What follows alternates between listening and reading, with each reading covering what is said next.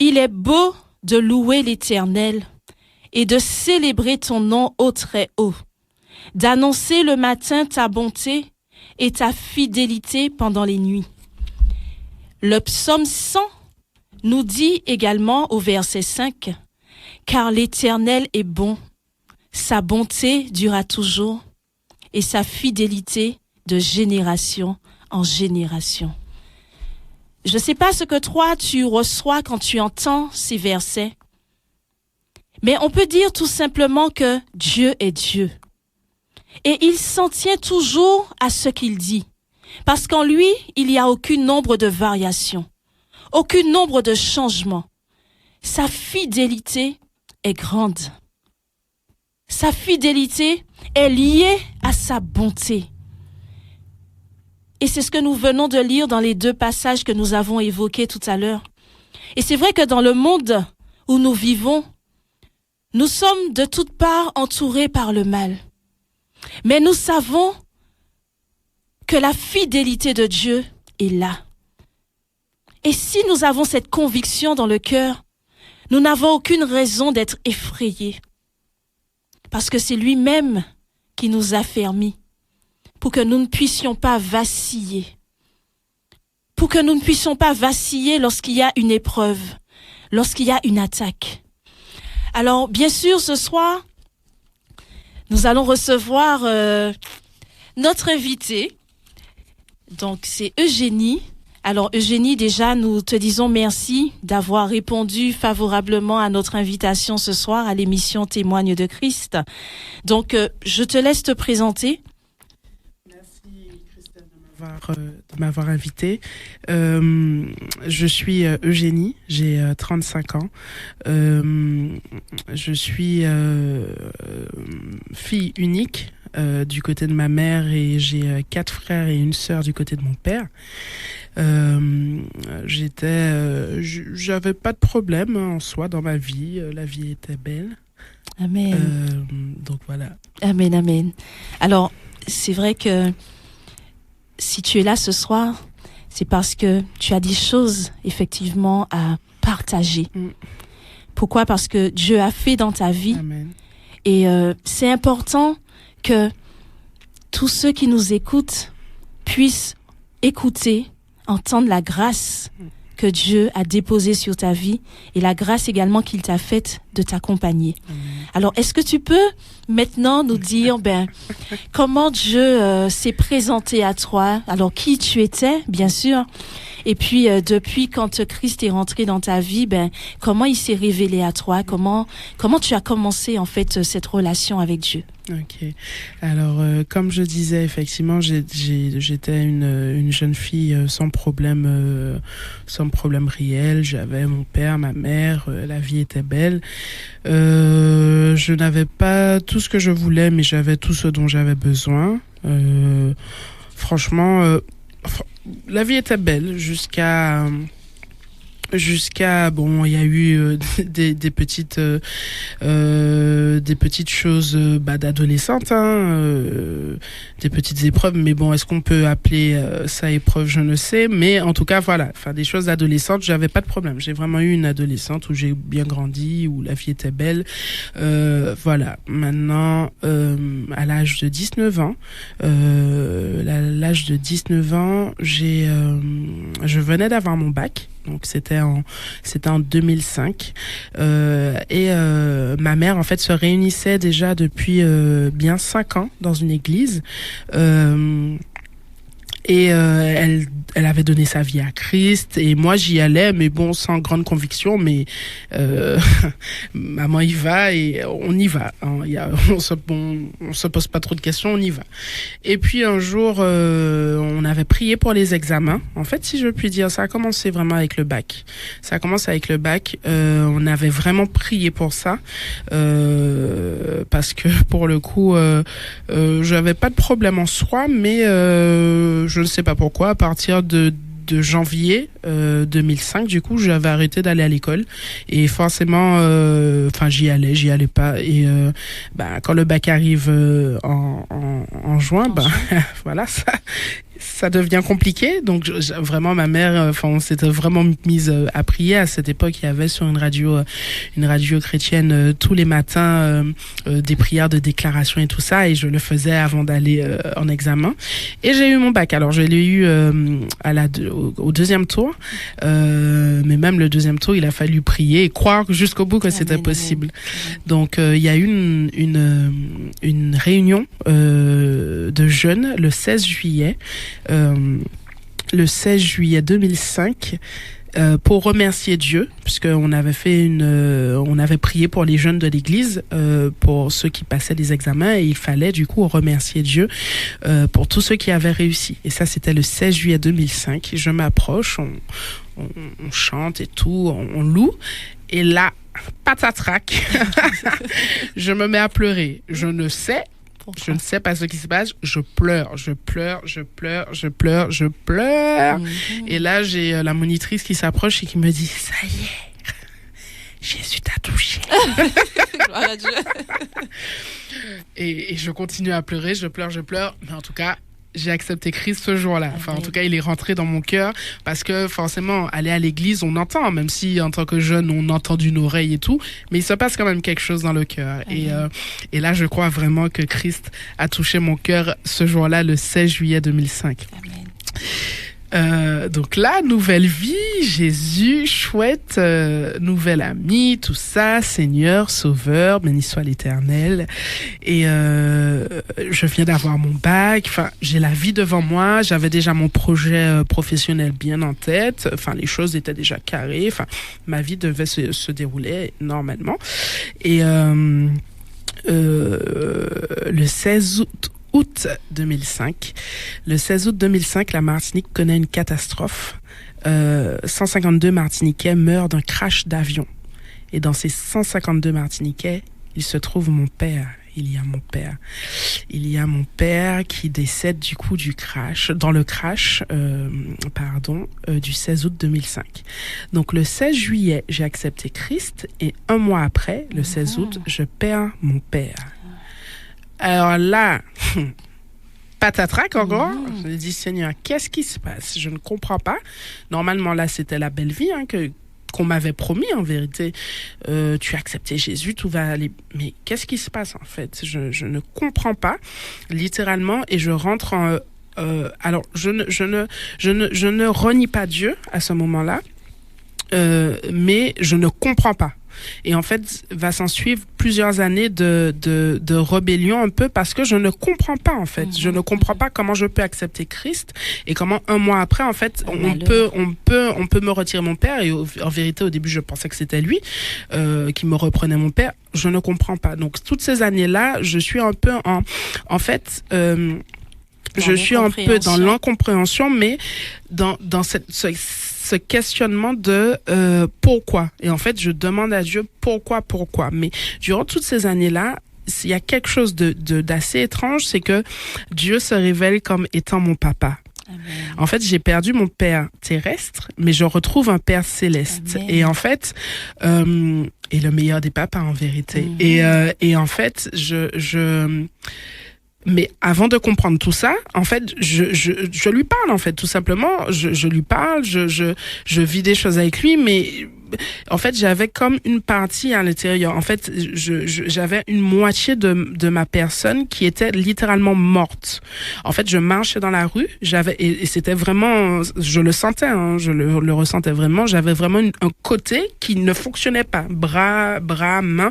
J'avais un côté mort. D'accord. Littéralement. Et je vivais, je faisais ma vie, mais avec cette partie morte. Et en fait, au fur et à mesure de la marche avec Christ, en fait, il a fallu comprendre que, en vérité, déjà, c'était pas Dieu qui avait pris mon papa.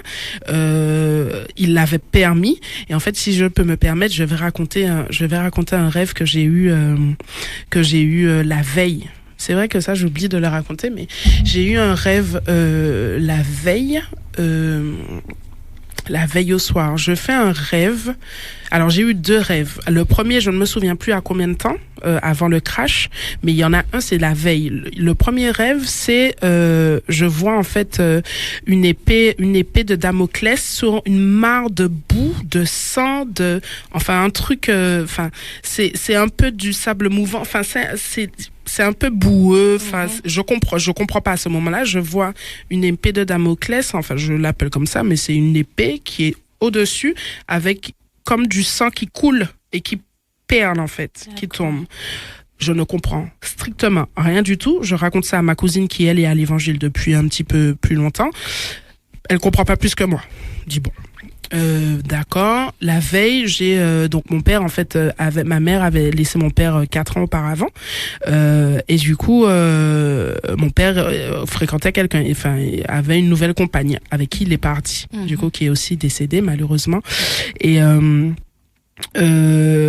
en fait je vois donc le rêve le second voilà le second la veille je rêve en fait que cette dame vient me voir. Alors on est au niveau du parking de l'ancienne maternité, ma mère est côté chauffeur, je suis côté passager et cette dame vient me voir en fait du côté passager et elle me dit j'ai gagné. Je lui ai dit j'ai gagné. Alors je la regarde, je lui dis oui, t'as gagné quoi? Elle me dit j'ai gagné. Alors, je la regarde, je regarde mon père qui est en fait du côté chauffeur en train de rire avec ma mère et il rigole, mais en fait il rigole vraiment comme si on n'existe pas. Et elle me dit, je te dis que j'ai gagné. Je dis bon, qu'est-ce que je peux te dire? Bon, je vais pas discuter avec toi, d'accord, tu as gagné. Le rêve, pareil. Je comprends pas. Mais ce matin-là, en fait, je me lève. C'était si mes souvenirs sont bons, soit un lundi, soit un mardi, je crois. Je me souviens plus bien. Je me lève. Je venais en fait de commencer un contrat d'apprentissage dans un institut de beauté. Et je devais aller au travail. Je me lève le matin, je suis triste, mais à mort, mais vraiment à mort. Je me lève, je me prépare, je vais prendre le bus, mais je me sens triste. Je ne sais pas expliquer, mais je suis triste. J'arrive à l'institut, je fonctionne. Mon maître d'apprentissage, elle était en cabine avec une cliente et en fait, elle me dit ce jour-là, ne me dérange pas, j'ai tel soin à faire, ne me dérange pas. Je lui ai dit ok, mais entre-temps, ça a duré je crois 3 heures. Moi, elle m'avait donné à rentrer des produits en machine. Mais pendant ce laps de temps-là, j'ai sa nièce qui appelle à l'institut. Elle me dit j'ai besoin de parler à madame. J'ai besoin de parler à madame. Je lui ai dit non, elle m'a dit vraiment il faut pas la déranger. Elle raccroche. 1 heure après, j'ai besoin il faut que. J'ai dit non mais est-ce que 3e, elle rappelle. Je lui ai dit bon, là apparemment c'est bon, je vais voir ce que je peux faire. Là, elle sort de cabine. Je lui ai dit bon, votre nièce a déjà appelé 3 fois. Je pense qu'il faut la rappeler. Elle me dit ok, elle rappelle et là je l'entends qui dit ah bon, non, c'est pas vrai. Ah ouais, ok. Elle raccroche, donc elle me dit il y a une catastrophe là en Martinique, voilà ce qui se passe. Je dis ah bon, oh là là, non, c'est triste. Et elle met la radio. Et moi je continue un peu non, je mens. J'étais toujours devant l'ordinateur quand elle me dit ça. Elle met la radio et elle me dit ça. J'ai une larme qui coule sur mon œil. Je dis bon, une larme, ok. Comme j'ai les yeux fixés qui s'y fixent, bon, ok. 30 minutes après ou 1 heure, j'ai ma mère qui arrive à l'institut. Elle sonne, je vais ouvrir, je dis ah maman, qu'est-ce que tu fais là? Elle me dit j'ai besoin de parler à ta patronne. Ah, je dis bon, j'ai dû faire quelque chose. Je retourne là où j'étais, je dis bon ben voilà, madame Intel, maman, je les entends parler au fond. Et après ma mère, elle part d'un coup. Je la vois passer. Je dis ok. Et moi, avant ça, je lui avais demandé à ma patronne, est-ce que, parce que mon père était parti 1 semaine avant, et il m'avait appelé, il m'a dit voilà, il devait m'apprendre à conduire et m'inscrire à l'école, l'auto-école, et du coup je lui ai dit mais papa, on avait prévu, il m'a dit t'inquiète, je reviens dans 1 semaine, on gère ça dans 1 semaine, pas de problème. Donc je savais qu'il devait partir, mais il m'avait donné, je me souviens plus là par contre, il m'avait dit je vais tel endroit, je me souviens plus de ce qu'il m'avait dit, donc j'ai demandé à ma patronne quand elle a eu sa nièce nièce qui lui a dit, on a mis la radio. Je lui ai dit, est-ce que pour aller tel endroit, on passe par là? Elle m'a dit non. J'ai dit, ok, bon, mon père s'est réglé. J'avais ma tante qui était hors du département. Je lui ai dit, pour aller en France, est-ce qu'on passe par là? Non. J'ai dit, moi, j'ai mon père hors du département, ma tante hors du département. Si c'est pas ça, voilà, c'est réglé pour moi. Ok. Et que ma mère, elle repart. Donc, ma mère, elle a vu là, elle repart d'un coup. Et là, la patronne vient me poser la main sur l'épaule.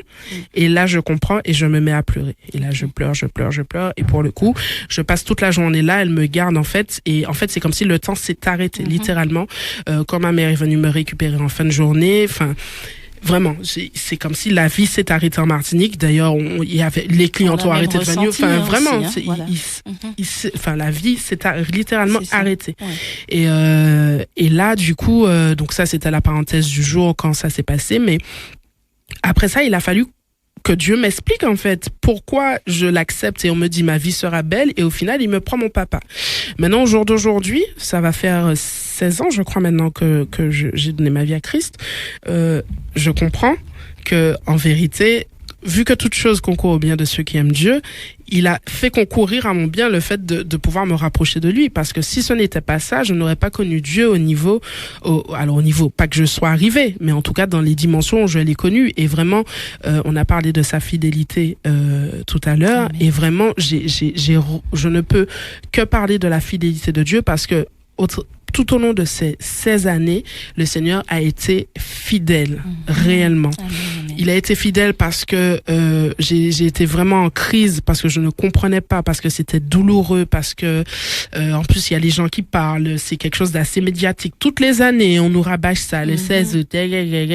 Enfin, voilà, c'est très compliqué de faire son deuil.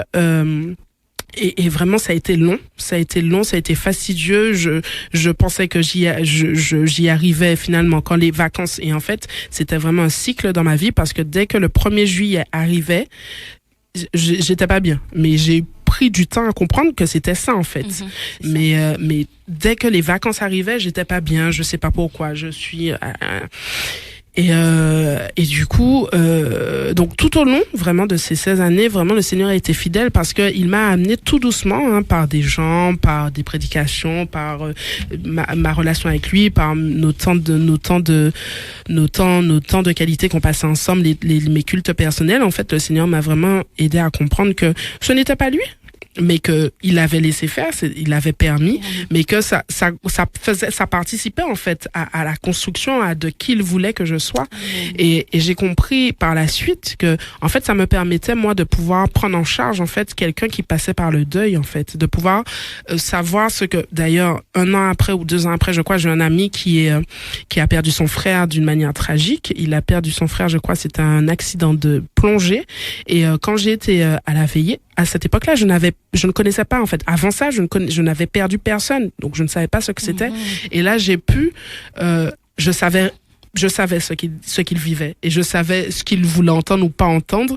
Et plutôt pas entendre. Et du coup, je comprenais, en fait. Je comprenais réellement ce qu'il vivait. Et en fait, au fur et à mesure, je me suis rendu compte que je pouvais comprendre ce que quelqu'un qui passait par le deuil pouvait vivre.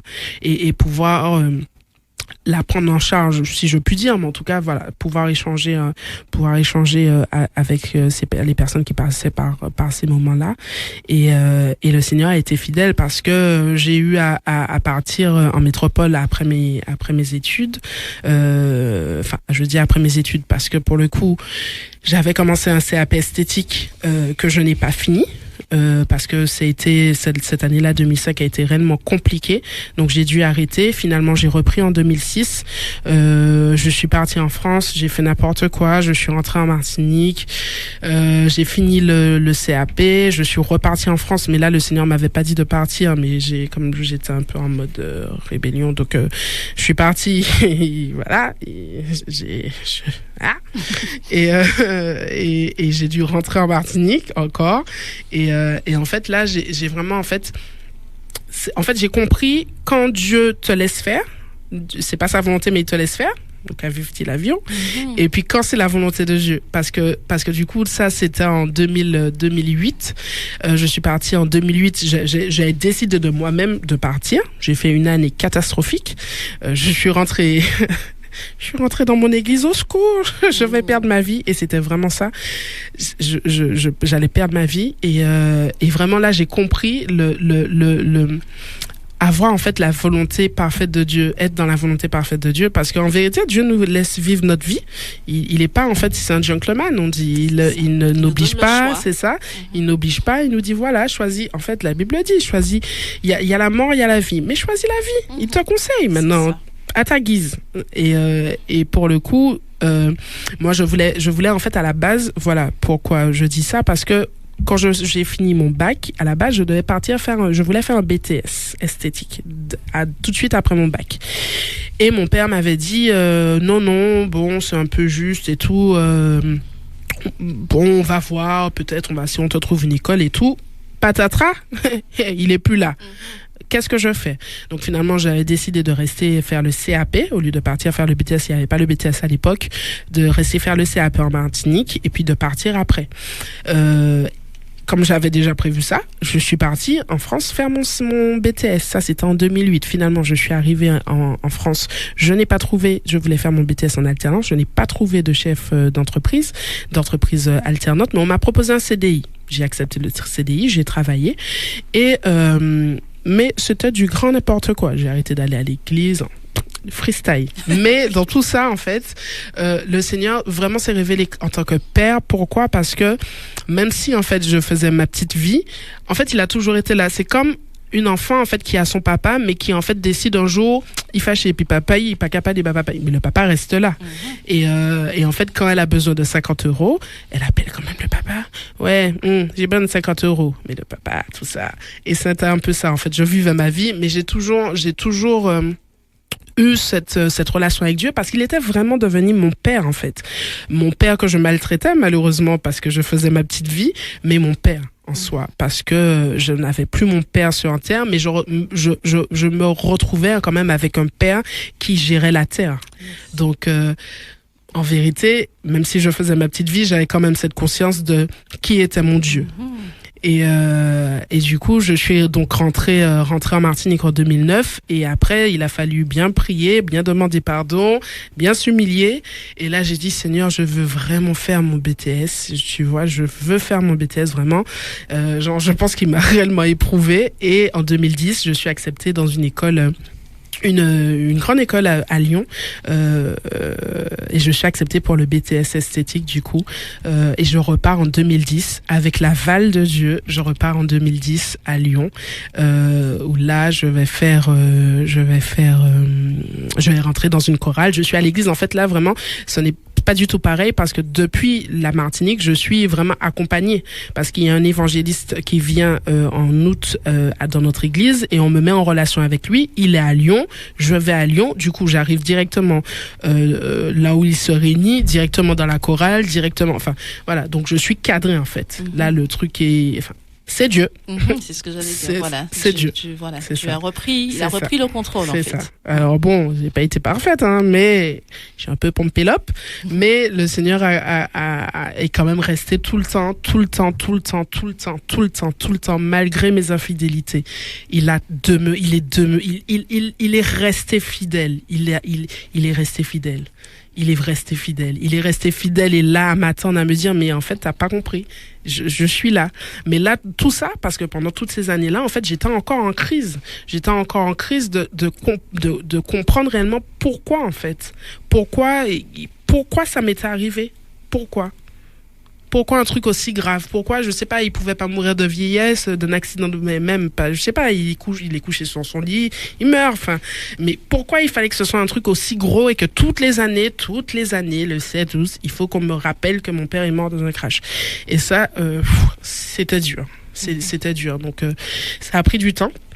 Il a fallu un jour, je pense que c'est suite à une prédication où je me suis dit bon, ça commence à bien faire, hein, pleurer toutes les années là, ça va 2 minutes, ça c'est bon, c'est bon. Mon père reste mon père, je vais toujours l'aimer. C'est pas quand je vais plus pleurer que je vais plus l'aimer, qui sera plus mon père, il restera mon père. Mais enfin, on avance en fait. Il faut avancer, c'est ça. On avance.